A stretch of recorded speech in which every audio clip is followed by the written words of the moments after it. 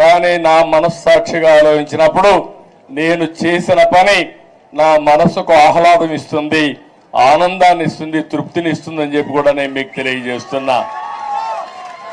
ఒక ఎయిర్పోర్ట్ కానీ ఇవన్నీ కూడా ఆ రోజు దూరదృష్టితో ఆలోచించి మనం చేశాం. నాలెడ్జ్ ఎకానమీకి నాంది పలికాం. చాలా మంది నాలెడ్జ్ ఎకానమీ అంటే ఎక్కడన్నారు, దానికి చిరునామాగా హైదరాబాద్ తయారు చేసిన ఘనత, ప్రారంభించిన ఘనత తెలుగుదేశం పార్టీది. అదే సమయంలో ఆ తర్వాత వచ్చిన అన్ని రాజకీయ పార్టీలను అభినందిస్తున్నా. కాంగ్రెస్ పార్టీని ఆ తర్వాత 10 ఏళ్లున్నారు, 3 ముఖ్యమంత్రులు వచ్చారు, ఎవరు కూడా చెడగొట్టల. తర్వాత టీఆర్ఎస్ వచ్చింది, 10 ఏళ్లున్నారు, వాళ్ళు కూడా చెడగొట్టల. ఇప్పుడు మళ్ళా కాంగ్రెస్ వచ్చింది.